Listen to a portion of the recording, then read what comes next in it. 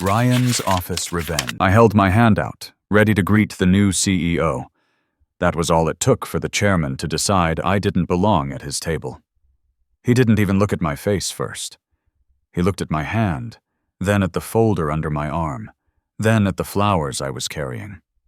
White lilies and eucalyptus, the kind someone's assistant orders when they want the room to look welcoming for a big announcement.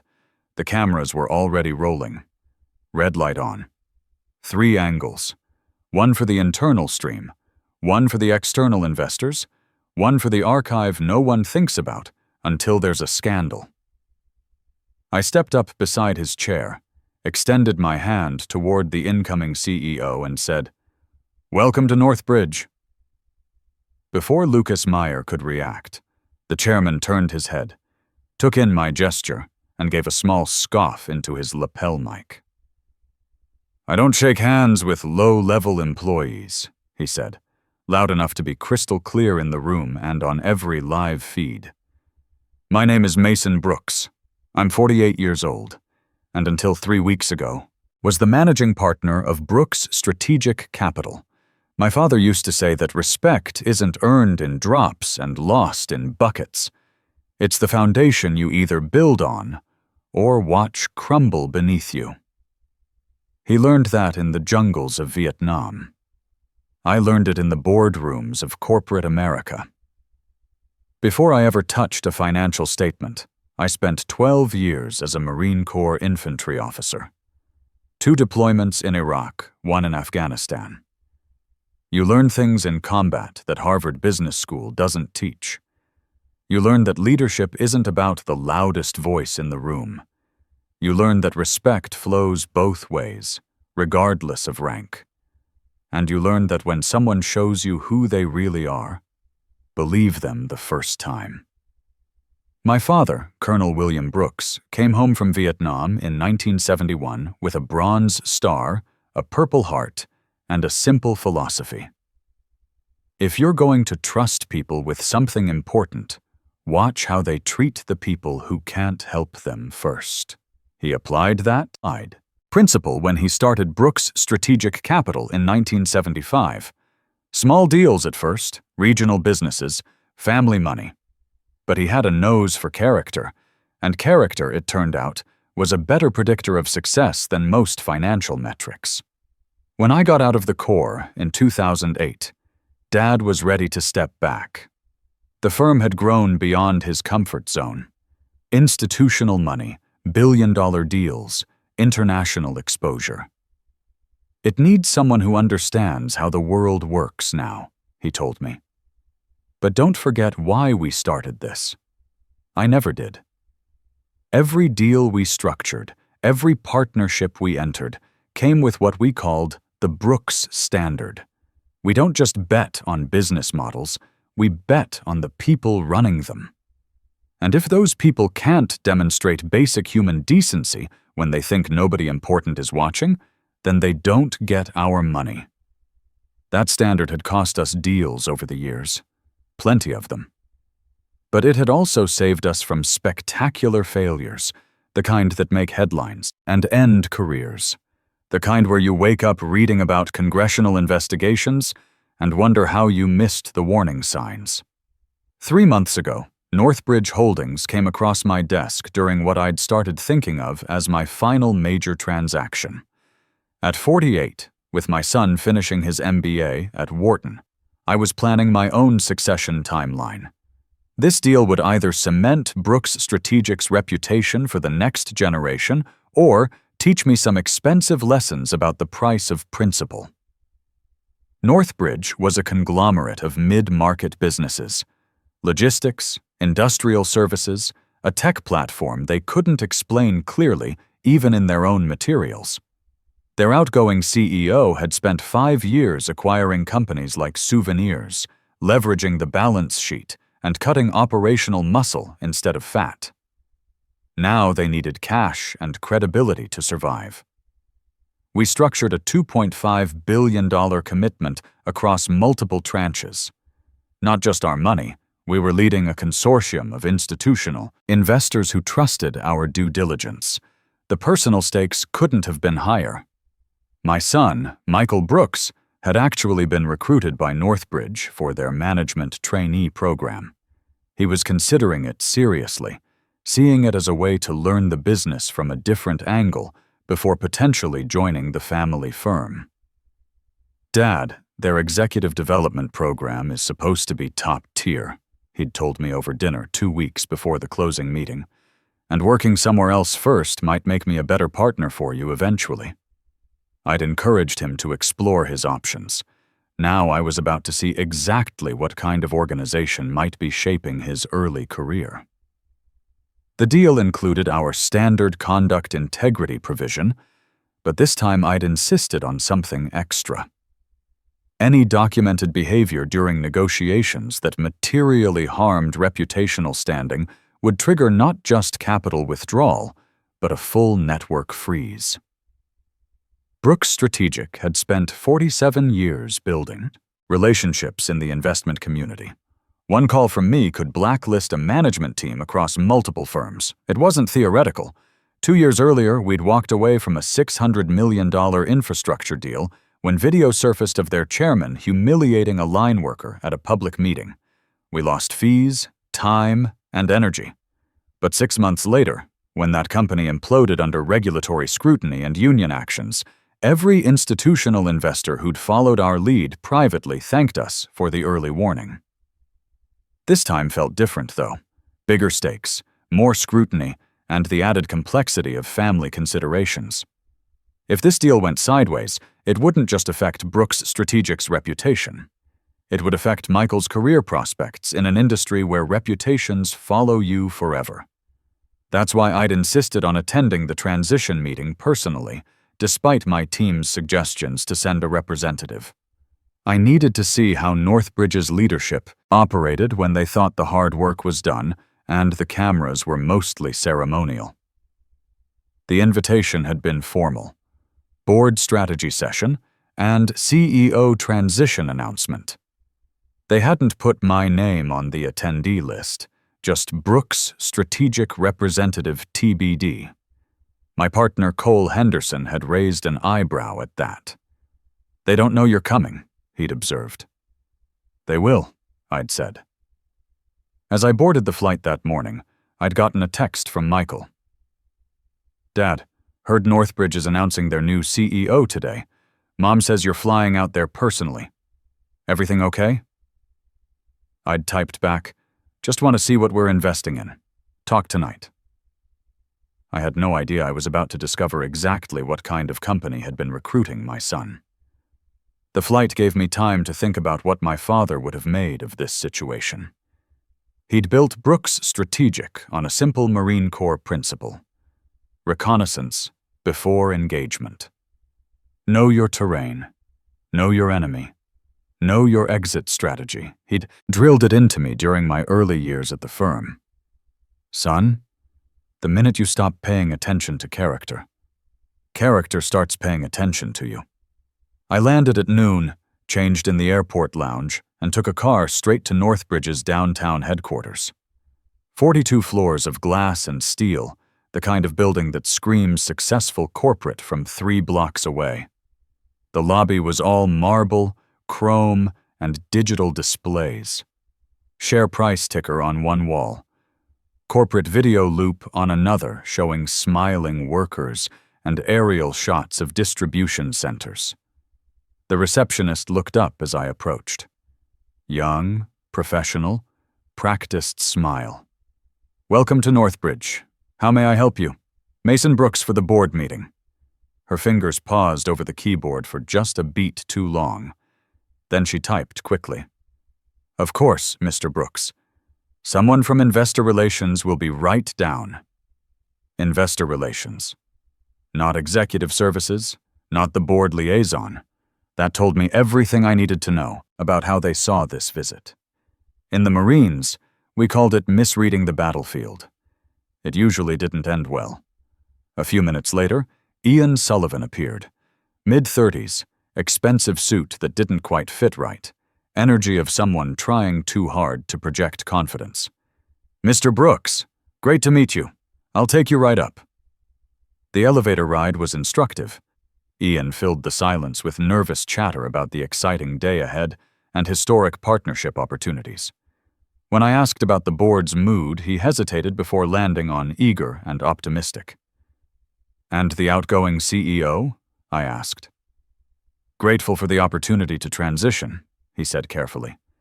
"It's been a collaborative process." Military translation. Someone got pushed out and wasn't happy about it. The executive floor was quieter, thicker carpet, better art. Ian led me past framed photos of corporate milestones, ribbon cuttings, groundbreakings, handshake photos with politicians and business leaders. The kind of wall that says, "We matter to visitors, and remember when we mattered to employees." We stopped outside double glass doors marked Boardroom A. 2 cameras mounted above. Red lights currently dark. "For the live stream," Ian explained when he caught me looking. "Chairman Patterson wanted full transparency for this transition." Patterson. I'd done my homework on Owen Patterson during the due diligence phase. Early 60s, classic East Coast establishment type. Wharton MBA, McKinsey consultant, 3 previous CEO positions at mid-tier companies. His LinkedIn profile was a masterpiece of corporate speak, all about transformational leadership and stakeholder value optimization. What the research hadn't captured was character. Numbers don't lie, but they don't tell the whole truth either. You need to see people in action to understand who they really are. Ian opened the doors, and I stepped inside. The boardroom looked like it had been ordered from the executive power section of a corporate furniture catalog. 20-foot table, high-backed leather chairs, floor-to-ceiling windows overlooking the city. Wall-mounted screens already displaying the opening slide. Northbridge Holdings, leadership transition, and strategic partnership. A few people were already seated. Owen Patterson at the head of the table, holding court with 2 board members. Lucas Meyer, the incoming CEO, halfway down the table studying a presentation deck. Communications team in the back setting up streaming equipment. In the corner, on a side credenza, sat a flower arrangement. White lilies and eucalyptus. The same arrangement I'd approved when Brooks Strategic agreed to sponsor refreshments and decor for the event. A nice touch, except they'd clearly expected their capital partner to send someone junior enough to handle flower delivery. "They asked me to bring those in," I mentioned to Ian, nodding toward the arrangement. He picked up the flowers and handed them to me without question. "Perfect. Chairman Patterson likes attention to details like that." The chairman of the board commanded attention even while sitting.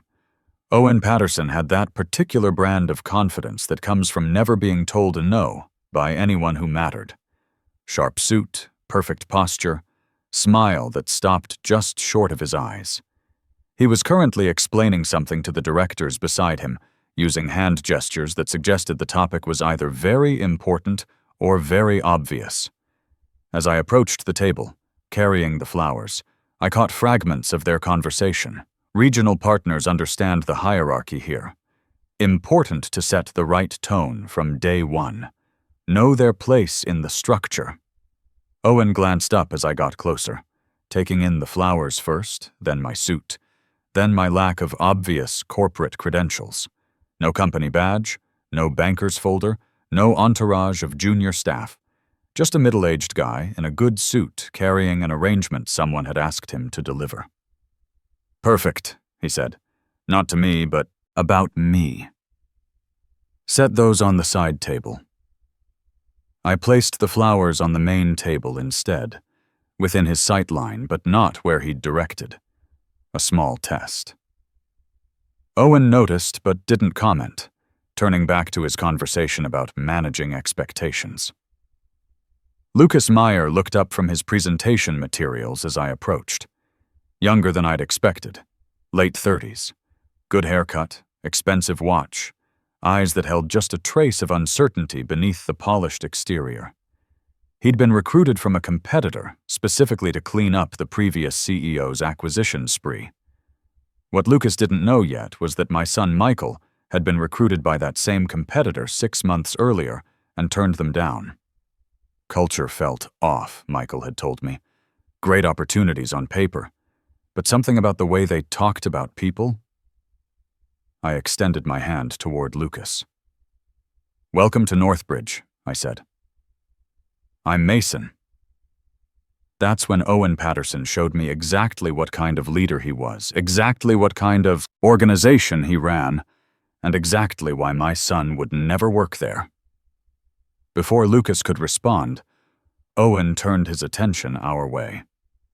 He saw my gesture, saw an opportunity to establish hierarchy, and decided to make it crystal clear to everyone in the room, including the cameras that had just started recording, where a flower-carrying nobody belonged in his corporate universe.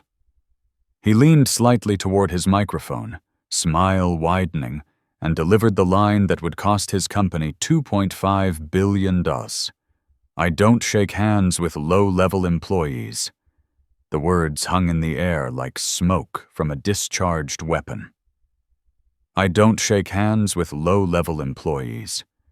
In the Marines, we had a saying: the first shot tells you where the enemy is. The second shot tells you who they are. Owen Patterson had just fired both barrels. The reaction was immediate and telling. A board member to Owen's right chuckled reflexively, the kind of nervous laugh that says, "I know this is wrong, but I'm not brave enough to say it." Someone halfway down the table made a sound that could have been amusement or discomfort. A communications staffer at the back covered his mouth with a folder, but his eyes were wide with the recognition that this was going out live. Lucas Meyer, the incoming CEO, didn't laugh. He looked from my extended hand to Owen, then down at the table like he'd suddenly found the agenda fascinating. He didn't correct the chairman. He didn't say, "That's inappropriate."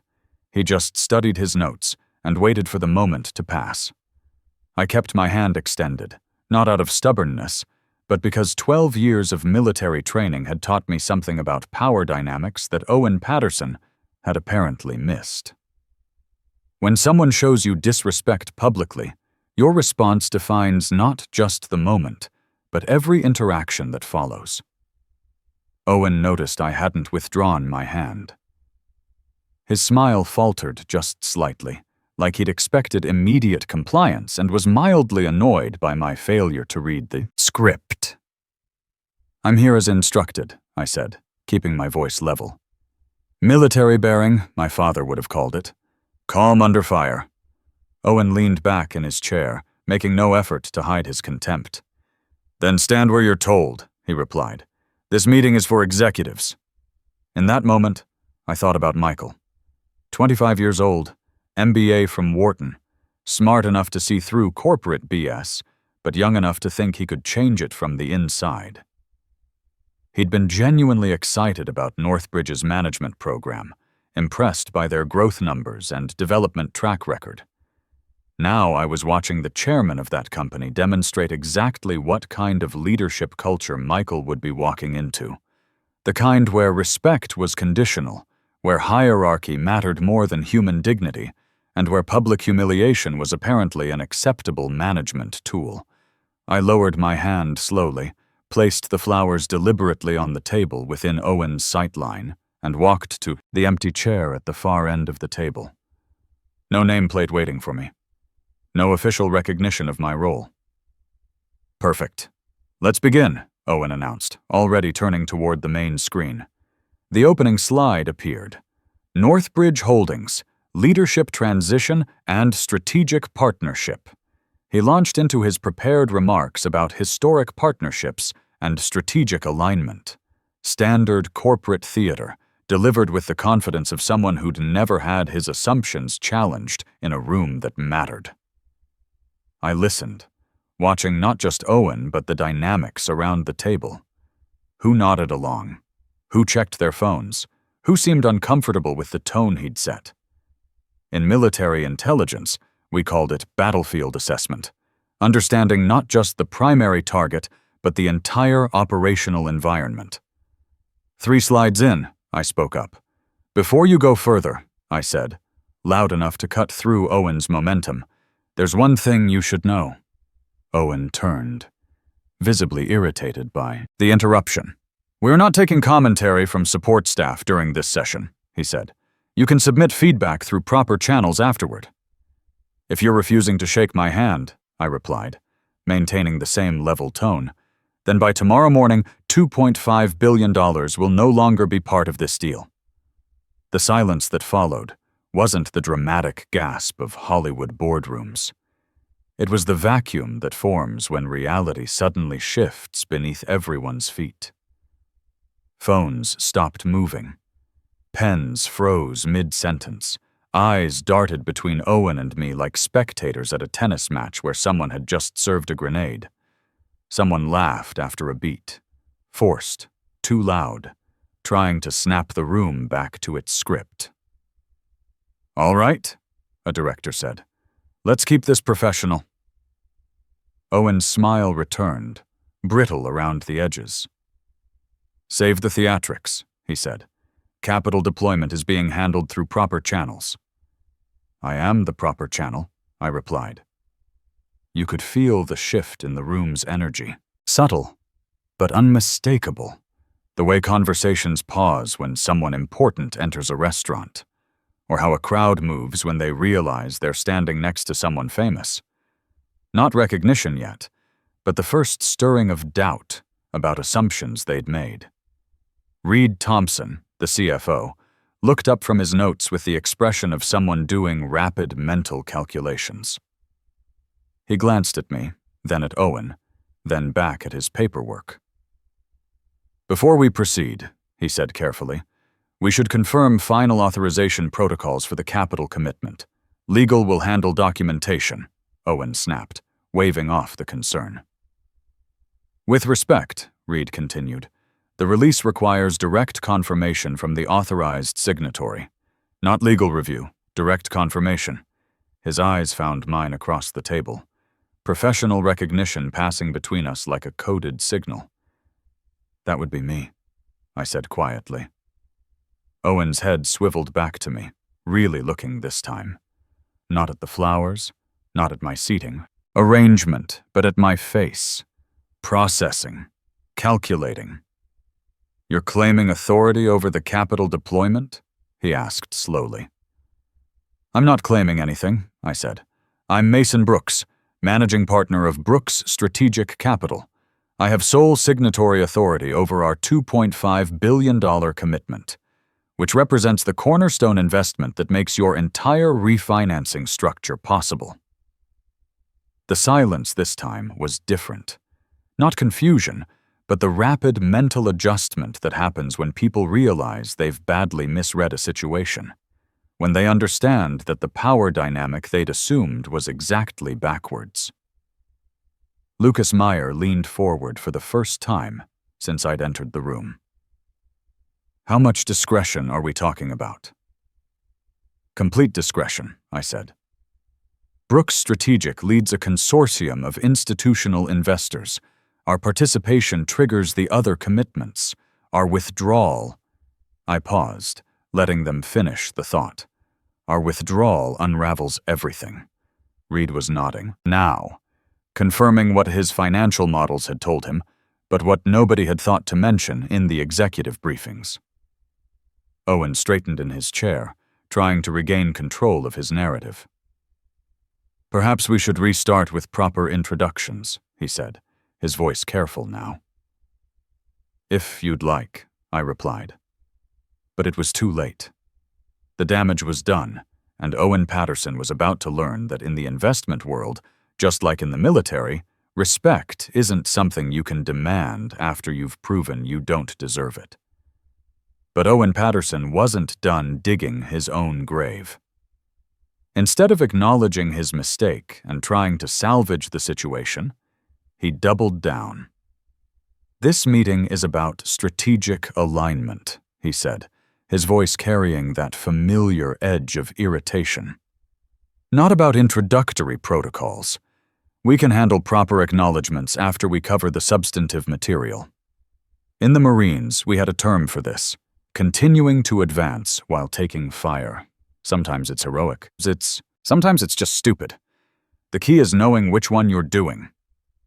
Reed Thompson, the CFO, was frantically flipping through his folders. "Owen," he said carefully, "perhaps we should review the conduct provisions before—" "We've reviewed everything," Owen cut him off. "This is about execution now, not about revisiting boilerplate language." Reed found the page he was looking for. "The conduct integrity provision," he said, reading aloud.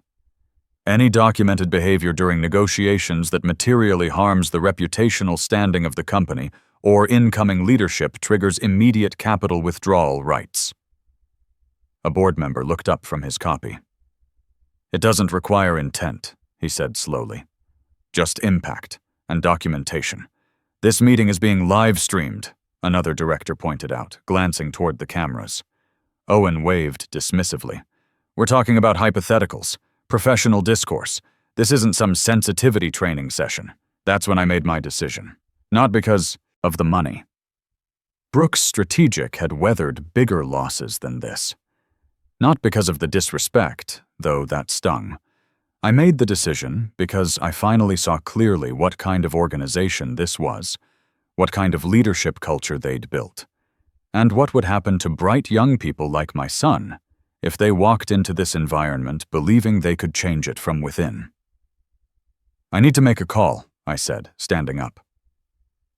Owen didn't even look at me. "We'll be continuing the presentation."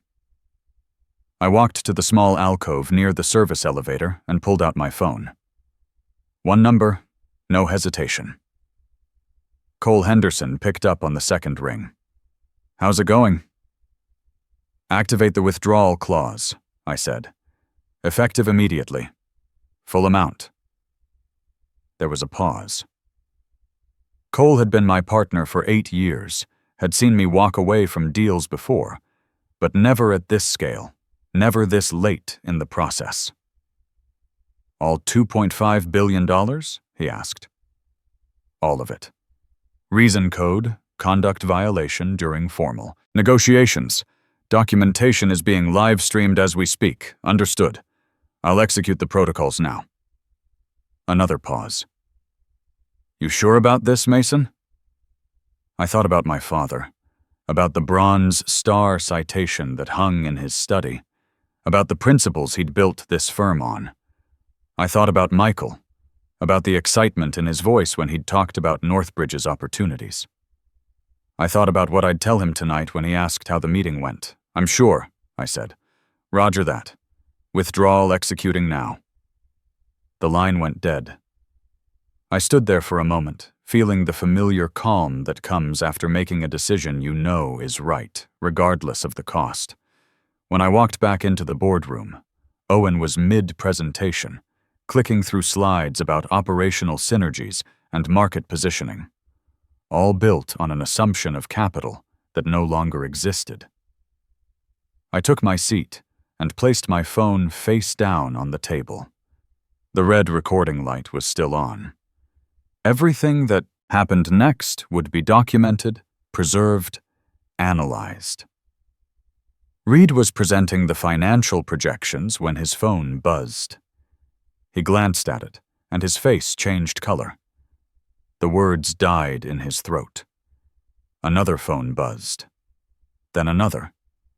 A low electronic chorus spreading across the table like ripples from a dropped stone. "Let's silence devices," Owen said sharply. "We're in the middle of critical material." Reed wasn't moving to silence anything. He was staring at his screen like someone had just told him his house was on fire. "Reed," Owen said, "is there an issue?" Reed swallowed hard.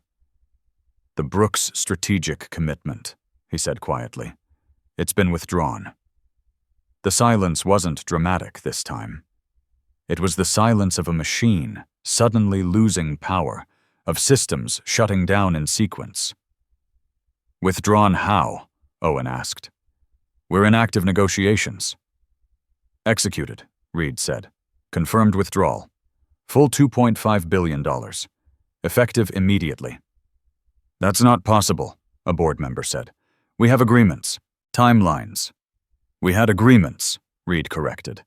The conduct clause allows for immediate withdrawal under specific circumstances. Lucas Meyer looked directly at me for the first time since the handshake moment. Did you authorize this? Yes, I said simply. Owen stood up, trying to reassert control. This is completely unacceptable. You'll reverse this immediately. There's nothing to reverse, I said. It's done. The board won't stand for this kind of manipulation, he said. The board doesn't control Brooks Strategic's money, I replied. You were being offered access to it under clearly defined conditions. You violated those conditions in front of cameras, in front of your incoming CEO, during a formal negotiation session. Phones weren't just buzzing now. They were ringing.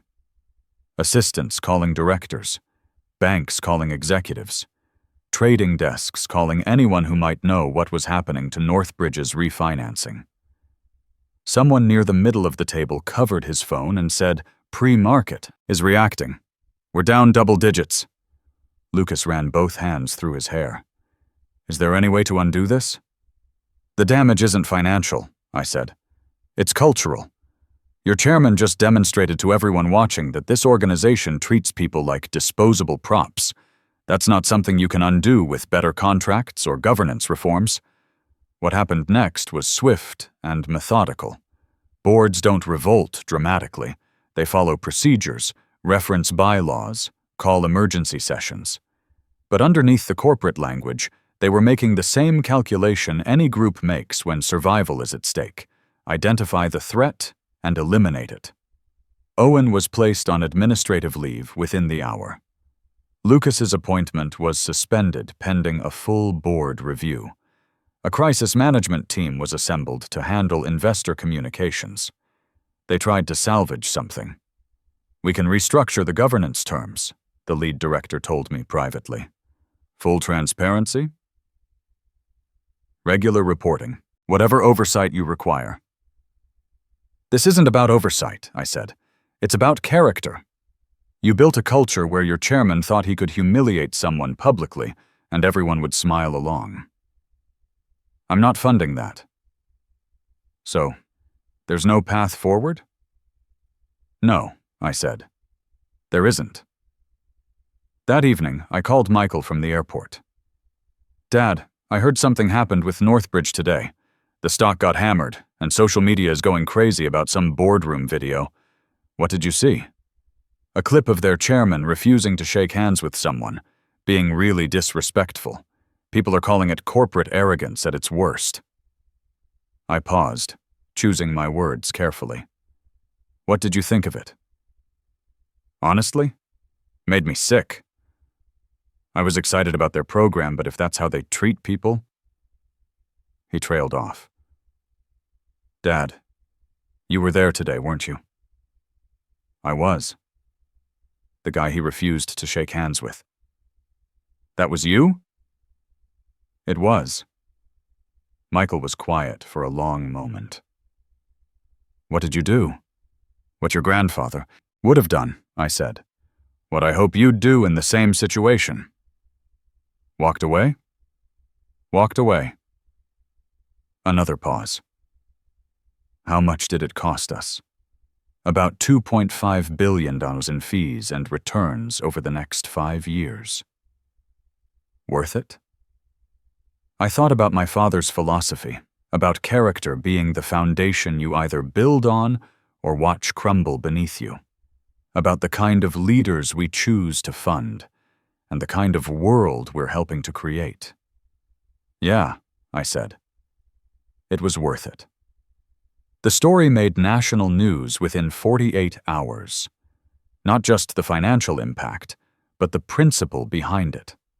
Social media lit up with discussions about respect in business, about power dynamics, about what happens when consequences finally catch up with behavior. A week later, Michael called to tell me he'd accepted a position with a different firm. Better culture, he said. Better values. The kind of place where handshakes matter. That night, I sat in my father's old study, looking at his Bronze Star citation. The words seemed especially relevant for conspicuous gallantry and intrepidity at the risk of his own life above and beyond the call of duty. Sometimes the battlefield is a boardroom. Sometimes the risk is financial rather than physical. But the principle remains the same. There are lines you don't cross, standards you don't compromise, and consequences for those who forget the difference. I held my hand out to greet a new CEO. A chairman decided that was beneath him. He thought the moment was disposable. Turned out it was worth exactly $2.5 billion. In business, as in war, character isn't something you can fake when it matters most. And it always matters most when you think nobody important is watching.